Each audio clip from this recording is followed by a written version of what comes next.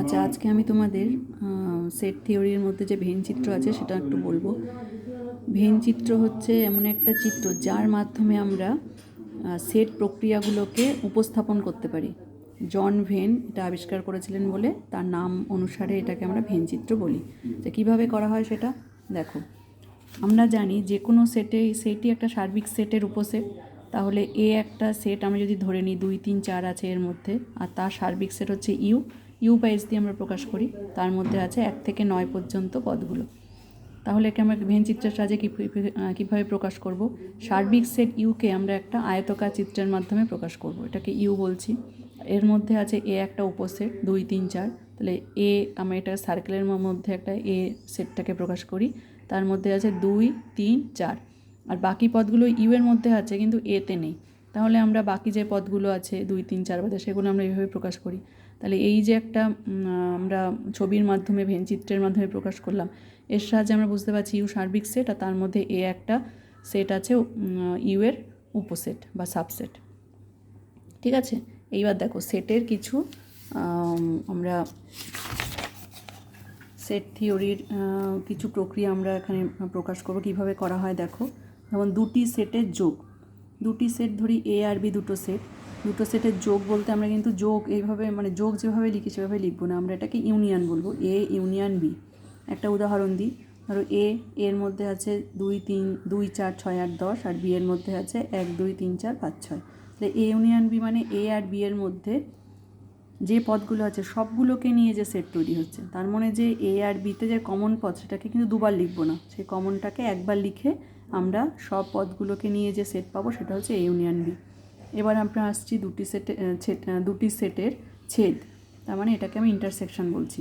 ঠিক একইভাবে আমরা উল্টো ইউ এইভাবে প্রকাশ করি। তাহলে এর মধ্যে যদি 2, 4, 6, 8, 10 থাকে আর বিতে যদি 1, 2, 3, 4, 5, 6 থাকে, তাহলে এ ইন্টারসেকশন বি মানে এ আর বি এর মধ্যে যে কমন যে পদগুলো আছে, এখানে কমন পদ কী আছে? 2, 4 আর 6। এটা হচ্ছে এ ইন্টারসেকশন বি।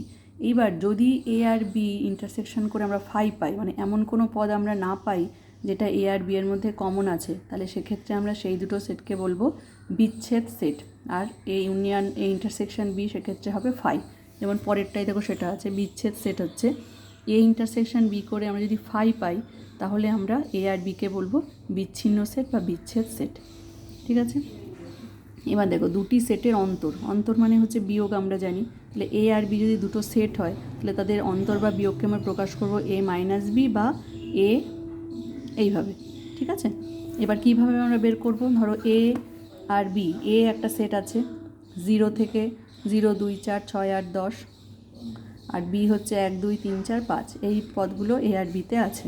তাহলে এ মাইনাস বি মানে আমরা কী পাবো? এ মাইনাস বি হচ্ছে এ আর বি এর মধ্যে যে কমন পদ। দেখো এ আর বি এর মধ্যে কমন কী আছে সেই পদগুলোকে আমরা এ থেকে বাদ দিয়ে দেবো। তাহলে এ আর বি এর মধ্যে কমন কী আছে? 2 আছে, 4 আছে, আর কিছু নেই। তাহলে 2 আর 4, তাহলে এ আর বি এর মধ্যে কমন হচ্ছে 2 আর 4। 2 আর 4কে যদি আমরা এ থেকে বাদ দিয়ে দিই তাহলে কী পড়ে থাকবে? 0, 6, 8, 10। দেখো 0, 6, 8, 10। তাহলে কীভাবে বের করবো দুটি সেটের অন্তর? বুঝতে পেরেছ? এবার দেখো পরেরটা হচ্ছে পূরক সেট। আচ্ছা, পূরক সেট কাকে বলছি? ধরো কোনো একটা সেট এ, তার সার্বিক সেট হচ্ছে ইউ। তাহলে পূরক সেটকে আমরা প্রকাশ করব এ কমপ্লিমেন্ট মানে এর পাওয়ার সি দিয়ে বা এ ড্যাশ দিয়ে বা এ বার দিয়ে, এই যে কোনো একটা দিয়ে আমরা পূরক সেটকে প্রকাশ করব। পূরক সেট হচ্ছে, ধরো আমরা বিচ্ছেদ সেট শিখলাম, এই অন্তর যে বের করলাম, তেমন পূরক সেট মানে হচ্ছে ইউ মাইনাস এ। ইউ হচ্ছে এর সার্বিক সেট থেকে এর যে কমন পদ, এই সার্বিক সেট আর এর মধ্যে যে কমন পদ সেগুলো বাদ দিলে ইউতে যে পদটা পড়ে থাকে সেটা হচ্ছে পূরক সেট। মানে একটা উদাহরণ দিলে তুমি ভালোভাবে বুঝতে পারবে তোমরা। যেমন ধরো ইউ একটা সার্বিক সেট, ইউ এর মধ্যে আছে 1 থেকে 8 পর্যন্ত, আর এতে আছে 1, 3, 5, 7। তাহলে এ কমপ্লিমেন্ট কী করে বের করবো? ইউ মাইনাস এ। তাহলে মাইনাস কী করে করি আমরা? ইউ আর এর মধ্যে যে কমন পদ সেটা কি 1, 3, 5, 7। 1, 3, 5, 7 যদি আমরা ইউ থেকে বাদ দিয়ে দিই তাহলে কী পড়ে থাকবে? 2, 4, 6 আর 8। দেখো এ কমপ্লিমেন্ট হচ্ছে 2, 4, 6, 8।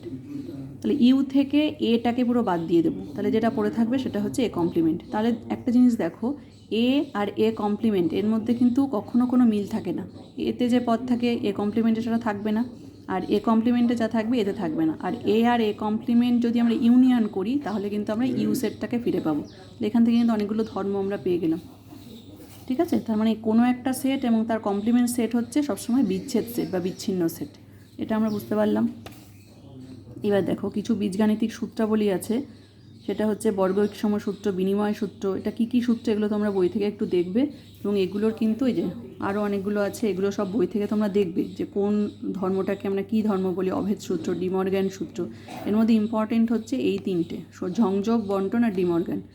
এই তিনটের প্রমাণ তোমাদের ভেনচিত্রের সাহায্যে বা বীজগাণিতিক সূত্রের সাহায্যে করতে হবে। এটা আমি পরের দিন করিয়ে দেবো। এই সূত্রগুলো তোমরা ভালো করে দেখবে, কোন সূত্রকে কী বলা হয় সেগুলো ভালো করে দেখবে। ঠিক আছে, আর পরের দিন আমি সংযোগ সূত্র, বন্টন সূত্র আর ডিমর্গ্যান সূত্রের সূত্রগুলো আছে, এর যে কোনো একটা প্রমাণ আমি তোমাদের পড়ে দেখিয়ে দেবো, বাকিগুলো তোমরা বই থেকে দেখলেই বুঝতে পারবে।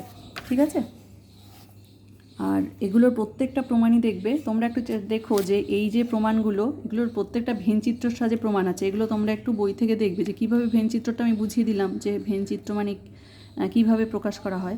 তোমরা একটু বইতে যেভাবে আছে দেখে নেবে, যদি কোথাও অসুবিধা হয় আমাকে বলবে, আমি না হয় বুঝিয়ে দেবো। আর বীজগাণিতিক সূত্রের সাহায্যে এই সূত্রগুলোর যে প্রমাণ সেটা আমি একটা সামনের দিন তোমাদের করে দেখিয়ে দেবো।